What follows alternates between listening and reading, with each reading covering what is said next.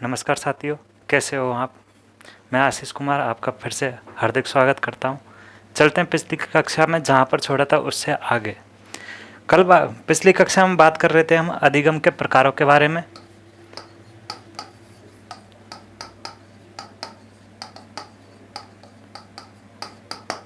कि भाई पहले तो हमने की थी सामान्य रूप से कि कितने प्रकार के होते हैं, कि 3 प्रकार के होते हैं, ज्ञान संज्ञानात्मक, ज्ञान और भावात्मक और क्रियात्मक। वो था सामान्य रूप से। लेकिन अब डेविड आशुवेल के आधार पर एक मनोवैज्ञानिक हुए जिन्होंने अपने आधार पर सीखने के प्रकार बताए थे, जिसमें पहला प्रकार 4 प्रकार के बताए थे। डेविड आशुवेल के अनुसार थे ये। डेविड आशुवेल ने 4 प्रकार के अधिगम बताए कि भाई 4 प्रकार के होते हैं। पहला बताया इन्होंने कि रट कर के सीखना, रट कर के सीखना या फिर रट कर सीखना। दूसरा प्रकार बताया था इन्होंने अर्थपूर्ण सीखना, अर्थपूर्ण सीखना। तीसरा प्रकार बताया था अभिग्रहण अधिगम।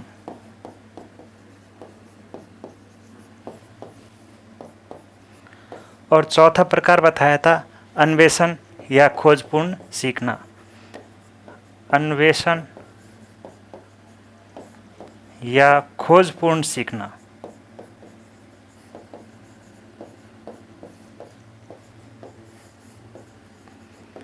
ये डेविड आशुवेल ने अपने 4 प्रकार के अधिगम बता दिए थे, जिसमें पहला बताया था कि रट करके सीखना, दूसरा बताया था कि अर्थपूर्ण सीखना, तीसरा बताया था अभिग्रहण करके सीखना और चौथा बताया था खोजपूर्ण सीखना। पहला लेते हैं इसमें रट करके सीखना।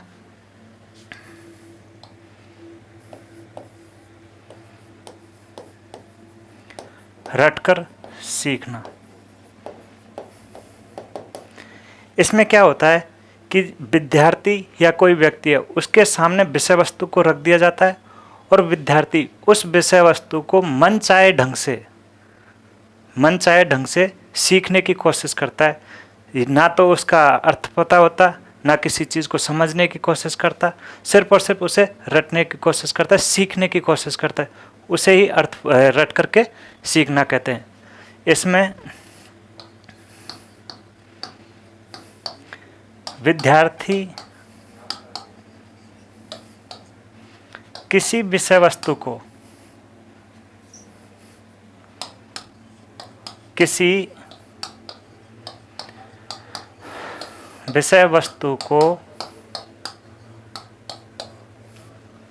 मनमाने तरीके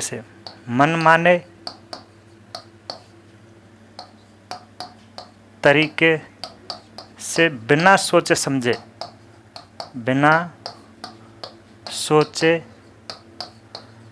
समझे सीखने की कोशिश करता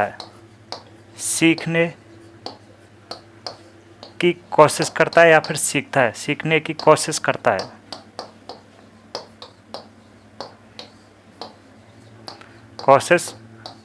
है। ठीक है, जैसे कि निरर्थक शब्द हैं उनको भी सीख लेगा। कोई उद्देश्य नहीं हो, कोई शब्द है जिसका कोई मतलब ही नहीं होता, उनको भी जैसे लिख दिया वैसे उसको याद कर लेगा, ना तो उसका अर्थ समझेगा ना किसी और बात। तो ये चीज़ है रट करके सीखना। दूसरा प्रकार आता है अपने अर्थपूर्ण सीखना।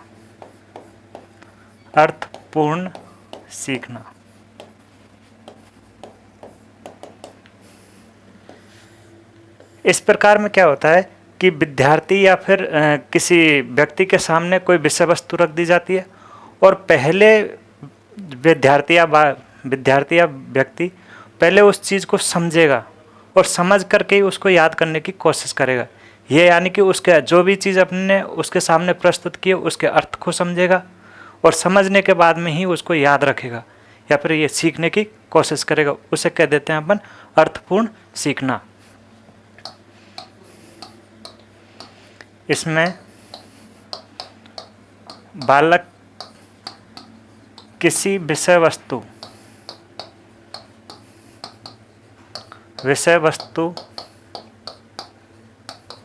के अर्थ को पहले समझता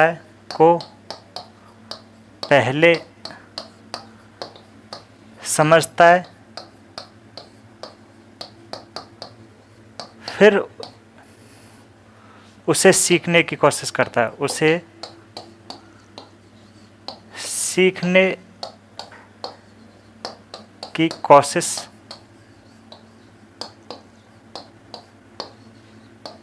करता है। यानी कि पहले उसको समझेगा, सीखेगा, और पहले समझेगा फिर ही सीख पाएगा, नहीं वैसे रटने का काम नहीं होता है इसमें। और तीसरा आता है अभिग्रहण।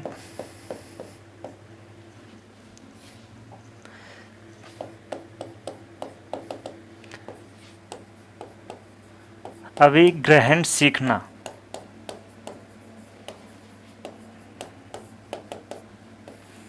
इस प्रकार में क्या किया जाता है कि कोई भी विषय वस्तु विद्यार्थी के सामने प्रस्तुत कर दी जाती है। प्रस्तुत करने के बाद में विद्यार्थी चाहे तो उसे रट करके भी सीख सकता है या फिर उसका अर्थ ग्रहण करके भी सीख सकता है। यानी कि पहले समझ ले, फिर सीख ले, या फिर सीधा ही उसको रट ले, उसे ही अर्थ ग्रहण कहने, ये अभिग्रहण कहते। कहने का मतलब ये है कि वो ग्रहण करेगा, चाहे कोई से भी तरीके से करे, या तो रट करके या फिर उसको समझ करके। इसमें छात्र किसी विषय वस्तु को किसी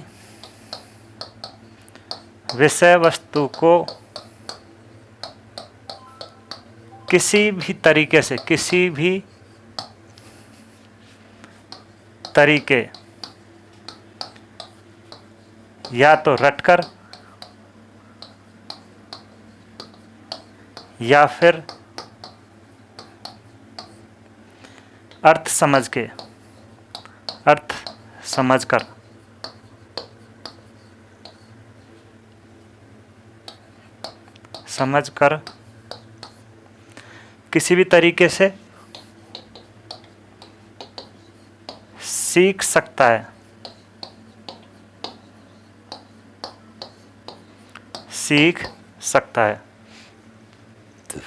ठीक है। अगला आता है खोजपूर्ण अधिगम। यानी कि इसका चौथा भाग हो गया खोजपूर्ण अधिगम।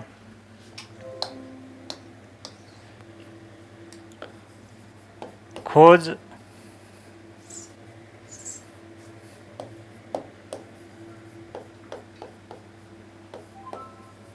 पूर्ण अधिगम, या फिर इसको अन्वेषण अधिगम भी कहते हैं। अन्वेषण अधिगम। इसमें क्या होता है कि शिक्षक हो या फिर कोई सामने वाला किसी बालक या व्यक्ति को कम से कम चीज़ बताएगा और बालक के लिए कहेगा कि वे जितना ज़्यादा खोज सके, खोज करके सीखता है। इसमें कम से कम चीज़ बता करके ज़्यादा से ज़्यादा खोज करना खोजपूर्ण अधिगम के अंतर्गत आता है। इसमें विद्यार्थी को पहले कम से कम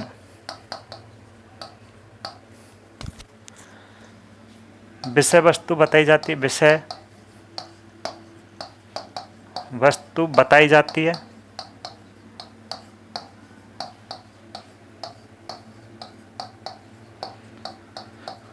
और अधिक से अधिक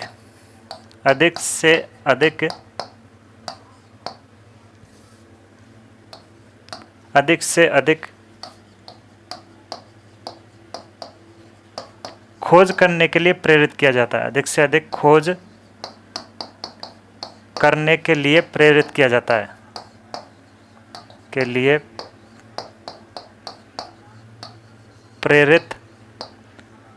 है। ये अपने 4 भाग हो जाते हैं अधिगम के। मतलब 4 प्रकार जो डेविड आशुबेल ने बताए थे। पहला था रट करके सीखना, दूसरा था अर्थ ग्रहण करके सीखना, तीसरा था अभिग्रहण करके सीखना और चौथा था खोजपूर्ण सीखना। पहले में मैंने बताया रट करके सीखना, इसमें बालक का उद्देश्य होता है कि सिर्फ और सिर्फ रटना है, सीखना है, उसे कोई भी मतलब नहीं रहता कि भाई किस प्रकार से सीखा जाए, किस प्रकार से नहीं सीखा जाए, कौन सा शब्द याद करने लायक है, कौन सा नहीं। इसमें उसको कोई मतलब नहीं रहता कि इसका सार्थक अर्थ होता है या नहीं होता, उसे सिर्फ रटने रटने से मतलब रहता है। दूसरा होता है अर्थपूर्ण सीखना। इसमें पहले शिक्षक वगैरह जो भी है पहले उसका अर्थ समझाता है बालक को, उसके बाद में ही छात्र ग्रहण करता है। तीसरा है अभिग्रहण करना, यानी कि इसमें छात्र का उद्देश्य केवल यह मतलब छात्र के ऊपर छोड़ दिया जाता है, वो तो चाहे रट कर सीखे या फिर समझ करके सीखे, वो अर्थपूर्ण अधिगम में आ जाएगा। और चौथा जो भाग मैंने बताया खोजपूर्ण सीखना, इसमें ये चीज़ रखे कम से कम विषय वस्तु दी जाती है छात्र के सामने और अधिक से अधिक उसके ऊपर खोज करने के लिए कहा जाता है। ये अपने डेविड आशुबेल के अनुसार 4 भाग थे। अगला है गेने महोदय थे, रॉबर्ट गेने।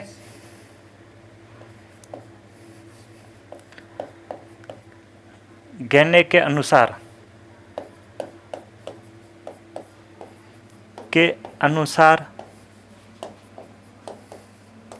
अधिगम के प्रकार,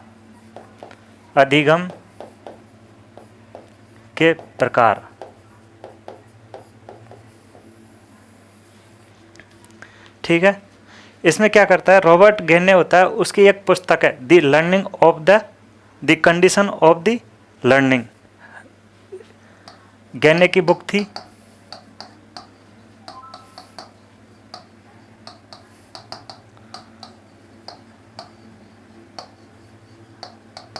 कंडीशन ऑफ लर्निंग। इस पुस्तक में उसने अधिगम के प्रकार बताए और प्रकारों का क्रम नीचे से ऊपर की ओर, निम्न से उच्च की ओर बताया और मूर्त से अमूर्त की ओर बताया। यानी कि गेने की एक पुस्तक थी द कंडीशन ऑफ लर्निंग, जिसमें गेने ने अधिगम के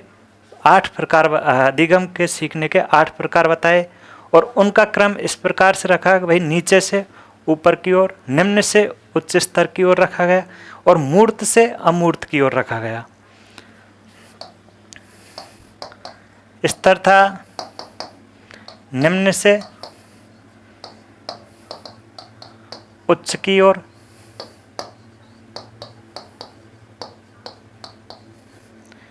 या फिर मूर्त से अमूर्त की ओर,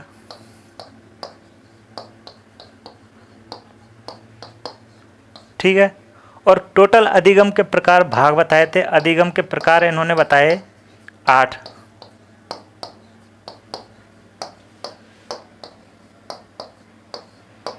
प्रकार बताए थे 8, ठीक है। जिसमें सबसे नीचे का होता है संकेत और सबसे ऊपर वाला होता है समस्या समाधान। इस प्रकार नीचे से मतलब पहले देखेंगे संकेत अधिगम।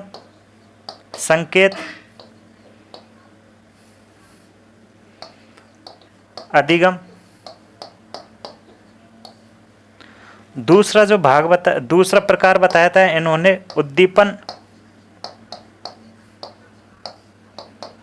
अनुक्रिया अधिगम।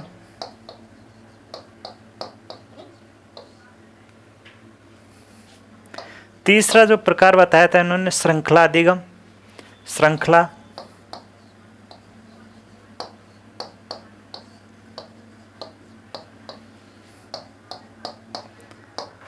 चौथा जो शब्द बताया था इन्होंने, चौथा जो प्रकार बताया था वो था शाब्दिक अधिगम। चौथा था शाब्दिक अधिगम।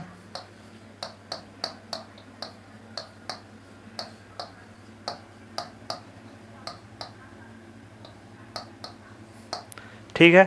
पांचवा जो शब्द बताया था इन्होंने विभेदन। पांचवा जो शब्द था या पांचवा जो प्रकार था वो था विभेदन। विभेदन अधिगम।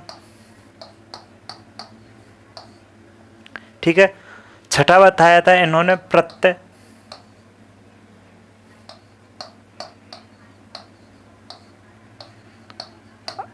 अधिगम। और सातवां जो अधिगम बताया था इन्होंने, सातवां बताया था नियम या सिद्धांत अधिगम। नियम या सिद्धांत अधिगम। और जो आठवां भाग बताया था वो बताया था इन्होंने समस्या समाधान अधिगम। आठवां था समस्या समाधान अधिगम। ये रॉबर्ट गे ने ना 8 प्रकार के अधिगमों के बारे में चर्चा की थी। पहली बात देखी जाए, पहला प्रश्न इसमें यही बनता है कि भाई कौन सी बुक थी, the condition of learning book, जिसमें कितने प्रकार के अधिगम बताए, 8 प्रकार के अधिगम बताए। उनका स्तर क्या रखा गया था कि भाई निम्न से उच्च की ओर रखा गया था या मूर्त से अमूर्त की ओर रखा गया था। और वो 8 प्रकार के नाम इस प्रकार से थे कि भाई पहला था संकेत अधिगम, दूसरा था उद्दीपन अनुक्रिया अधिगम, तीसरा था श्रृंखला अधिगम, चौथा था शाब्दिक अधिगम, पांचवा था विभेदन अधिगम, छठा था प्रत्यय अधिगम, सातवां था नियम या सिद्धांत अधिगम और आठवां था अपने समस्या समाधान अधिगम। ठीक है। इसमें सबसे पहले ये सारे के सारे ही प्रश्न होते हैं, क्रम भी पूछ सकता है वो कि भाई नीचे से ऊपर के कोई चार ऑप्शन दे देगा और भाई क्रम कौन सा है, 4 आंसर लिख के दे देगा। इसमें निम्न में से कौन सा नहीं है इसके ऊपर भी प्रश्न बनते हैं कि भाई 3 इसमें से दे देगा, 1 अलग से दे देगा। ये चीज़ इसके अंदर आएंगी। सबसे पहले बात करते हैं संकेत अधिगम की।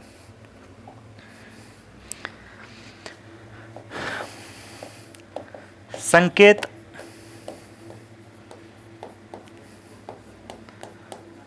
अधिगम, इसके अंदर क्या होता है कि इसमें विद्यार्थी वातावरण से भाषाई संकेतों को ग्रहण करता है। इसमें विद्यार्थी क्या करता है, जो भी वातावरण के अंदर संकेत चल रहे हैं उनको ग्रहण करेगा। जैसे कि अपन सड़क पर चल रहे हैं और सड़क पर लाल बत्ती को देख करके रुक जाना, यानी कि अपने को संकेत मिला लाल, रुकने के लिए अपन रुक गए, तो यही संकेत का आधार संकेत अधिगम होगा। यानी कि संकेत के आधार पर चलना। संकेत हरी बत्ती हुई तो चल देना, लाल हुई तो रुकना। इस प्रकार से कहीं पे हॉस्पिटल वगैरह का साइन बोर्ड लगा हुआ होता है कि हाँ भाई अपन समझ सकते हैं कि हाँ भाई यहाँ हॉस्पिटल है। ठीक है, ये चीज़ है संकेत अधिगम में। इसमें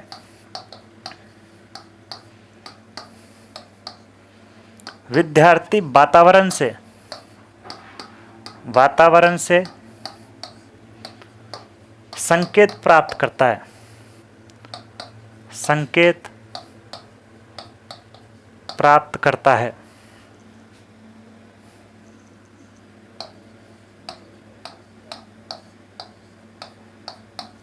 जैसे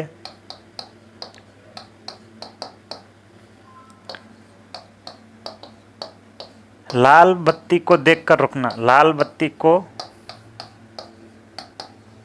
देखकर रुकना। ठीक है। दूसरा है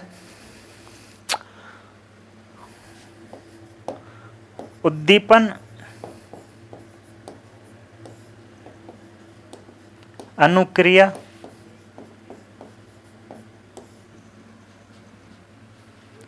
भाषाई संकेत उद्दीपन अनुक्रिया अधिगम।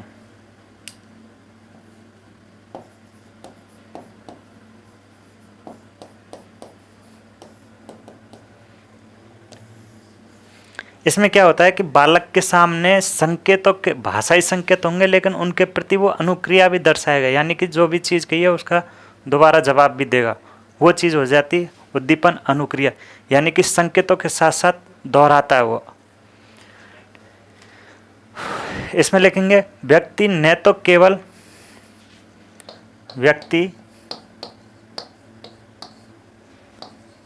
इसमें न केवल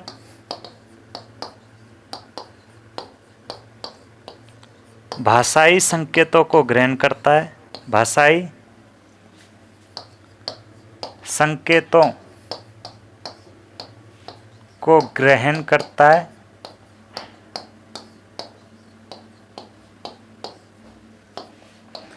अपितु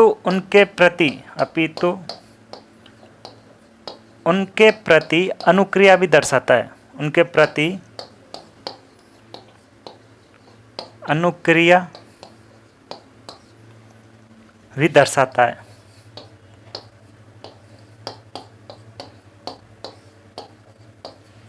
यानी कि वो केवल भाषाई संकेतों को ही ग्रहण नहीं करेगा, उनके प्रति क्रिया प्रतिक्रिया भी करेगा। जैसे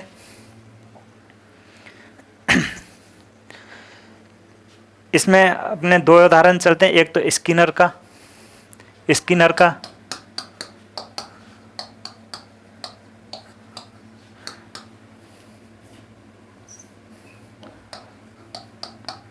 क्रिया प्रस्तुत वाला उदाहरण है,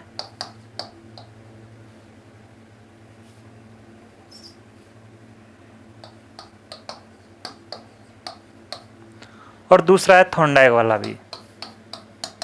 दूसरा इसमें हो जाता है अपने थॉर्नडाइक का सिद्धांत, जो त्रुटि सिद्धांत कहलाता है, थॉर्नडाइक का।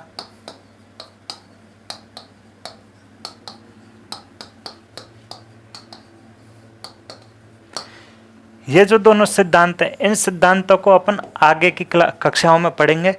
अभी तक तो इतना ही याद रखना है कि भाई उद्दीपन अनुक्रिया के अंदर इनसे संबंधित उदाहरण आएंगे। स्किनर का चूहा है और थॉर्नडाइक की बिल्ली होती है, इनसे संबंधित जितने भी उदाहरण होते हैं वो अपने उद्दीपन अनुक्रिया के अंदर आएंगे। या फिर अगला देखते हैं, तीसरा श्रृंखला अधिगम।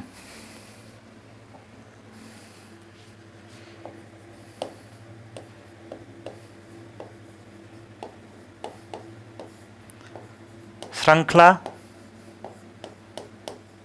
अधिगम, ठीक है।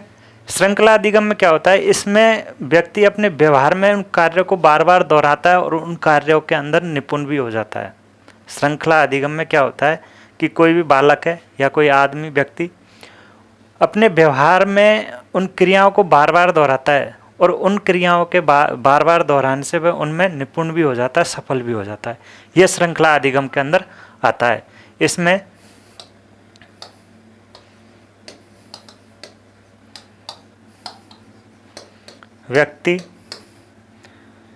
व्यक्ति किसी व्यवहार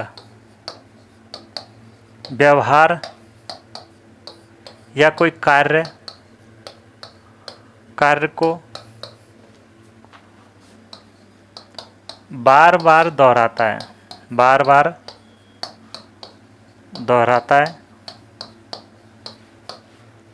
ठीक है। इसका एग्जाम्पल हो जाता है जैसे कि दरवाज़ा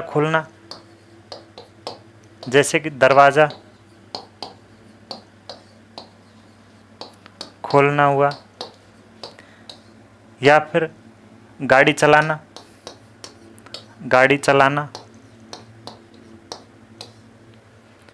दरवाज़ा खोलना, गाड़ी चलाना। इन चीज़ों को तो देखते हो ना कि भाई गाड़ी चलाना आदमी एक साथ तो सीखता नहीं है, आज प्रैक्टिस की, कल की, लगातार चलाता जाएगा, जब जाकर इसमें निपुण होता है। तो वही चीज़ है कि श्रृंखला के अंदर जब कोई आदमी अपने व्यवहार या फिर क्रियाओं को बार बार दोहराएगा तभी उनमें निपुण हो पाएगा। ये चीज़ अपने श्रृंखला अधिगम के बारे में बताती है। चौथा प्रकार आता है अपने शाब्दिक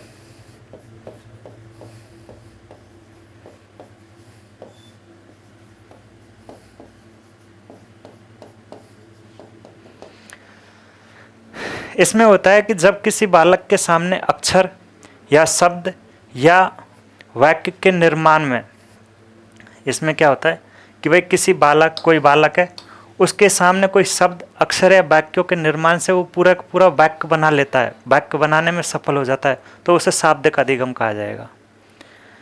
किसी अक्षर, शब्दों के माध्यम से वाक्य बनाने में निपुण होना वो अपने अधिगम कहलाएगा। कौन सा? शाब्दिक अधिगम। इसमें लिखना कि भाई जब कोई बालक अक्षर, शब्द, अक्षर, शब्द या वाक्य निर्माण में अक्षर शब्दों से वाक्यों का निर्माण करने में सफल होता है।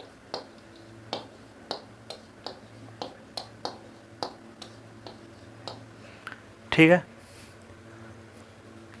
सक्षम हो जाए और उनसे जो भी ये अक्षर हैं निर्माण में सक्षम हो और उनसे कविता या कहानी का निर्माण कर ले। भाई पहले तो बालक अक्षर शब्द से वाक्यों का निर्माण कर लेगा और इन वाक्यों के निर्माण से कहानी या कविताओं का निर्माण कर लेता है तो वो बालक शाब्दिक अधिगम कहलाता है। तो बालक शाब्दिक अधिगम कर लेगा, वो शाब्दिक अधिगम सफल होता है और उनसे कविता या कहानी का निर्माण करता है। ये अपने शाब्दिक अधिगम हो गए। पहले मैंने बताया था कि भाई गहने की कौन सी पुस्तक थी कि दी कंडीशन ऑफ द लर्निंग। ठीक है, उसमें कितने प्रकार के अधिगम बताए थे? 8 प्रकार के अधिगम बताए थे।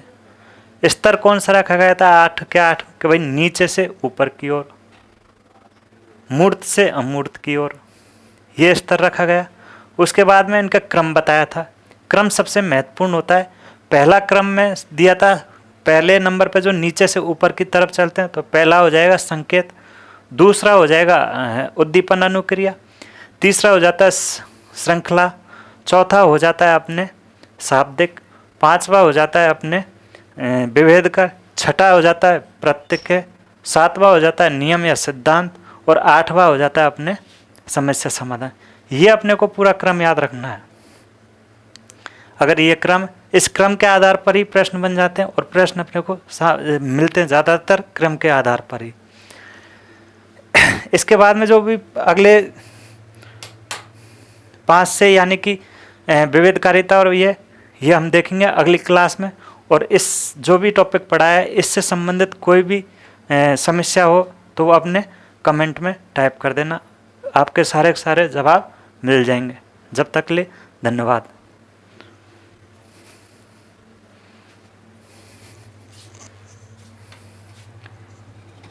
ठीक है।